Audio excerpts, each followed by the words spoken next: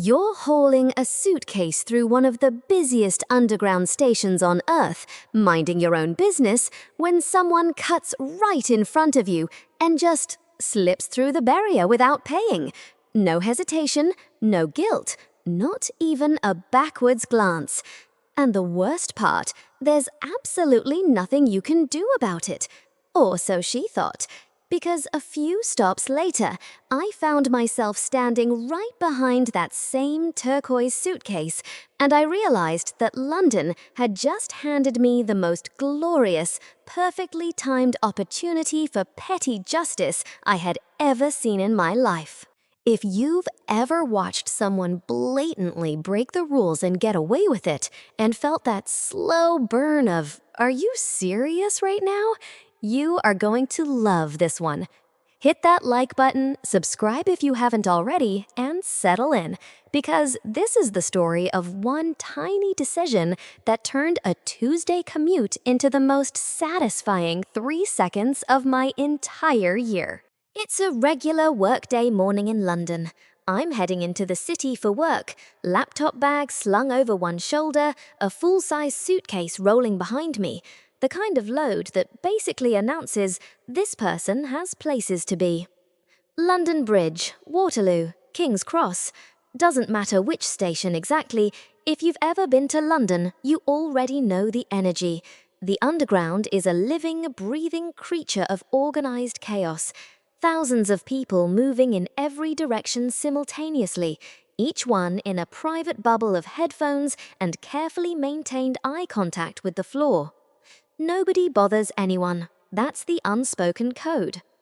I approach the wide access barrier, the one designed for pushchairs, luggage, and mobility aids, because frankly, trying to squeeze a suitcase through a standard turnstile is basically a physical comedy sketch waiting to happen. There are a couple of people just ahead of me with similar loads. The queue moves, the gates open and close.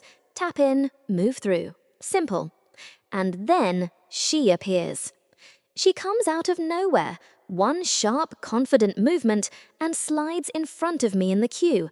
Not unusual for London, honestly. This city did not become what it is by being overly polite about personal space. Fine, whatever. I barely register it.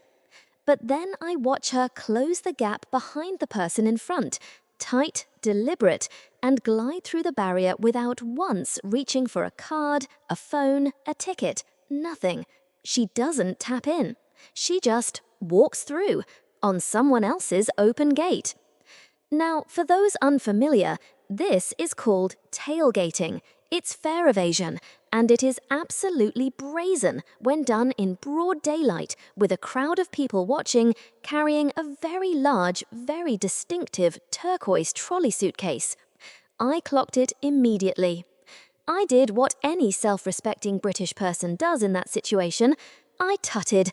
I muttered something under my breath about the absolute nerve of some people, how this is exactly why fares keep going up, the full internal monologue.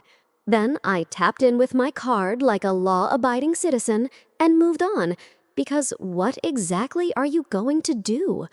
She was already gone, swallowed by the crowd, the rush, the noise.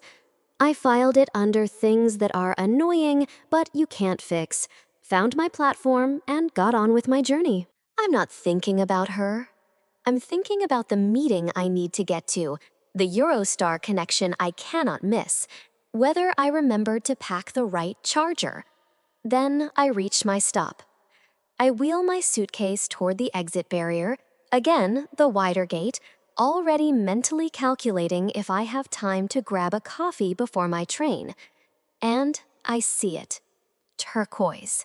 That same suitcase. Rolling at almost exactly my pace, just slightly behind me to my left. I don't look directly at her. I don't need to. My peripheral vision has already told me everything. She's matching my stride, closing the gap. She's about to do it again, ride out on someone else's gate, my gate. And something shifts in my chest. Not rage exactly, more like clarity. That quiet, crystalline moment when you realize the universe has, just this once, handed you the ball, and all you have to do is catch it. I could feel the timing like a countdown. 5 steps, 4, 3. I approached the barrier with total composure, tapped out with what I can only describe as deliberate elegance, and stepped through as the gate swung wide. And then I stopped, dead, completely, utterly, unhurriedly still, right in the exit zone of the barrier. I reached into my pocket, slowly, thoughtfully, and began patting myself down. Wallet, check. Phone, check. Passport for the Eurostar? Let me just confirm that. Yes. Tickets? Yes. Let me feel each one individually to be sure. Behind me, I heard it. Clunk. The gate, sensing no second person had paid, had snapped shut, right across her path. She was caught, half in, half out, unable to push past me and my suitcase, which was, conveniently, still very much occupying the space in front of her. I didn't turn around immediately. I didn't need to. But in the reflection of the glass panel ahead of me, I caught a glimpse. The turquoise case wedged against the barrier, her expression cycling rapidly through confusion, then realization, then something very close to panic, because a TFL staff member was already making their way over with the unmistakable body language of someone who has seen this before and is absolutely not in the mood. There is a very specific kind of justice that doesn't require you to say a single word. I finished my pocket inspection. Everything was in order, as I'd suspected. I began to walk. Behind me, behind the now firmly closed gate, I heard her voice, sharp, escalating. A few words floated through the station noise, none of them printable, several of them apparently aimed at me. I did not break stride. I did not look back. I had a Eurostar to catch. Now look, did she actually get fined? Did the TFL worker sort her out properly? Did she learn a single lesson from this experience? Genuinely, I have no idea. But here's what I do know. For one beautiful, fleeting moment, the universe ran exactly on schedule. Someone tried to cheat the system, and the system, with just a tiny bit of help from one very satisfied commuter, said, "Not today."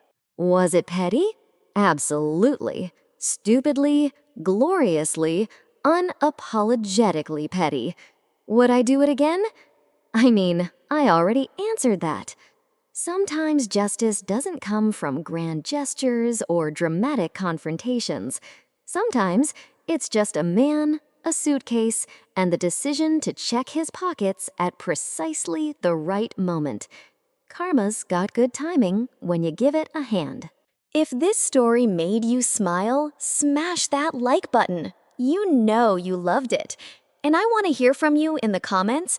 What's the most satisfying piece of petty justice you've ever witnessed, or maybe even delivered yourself?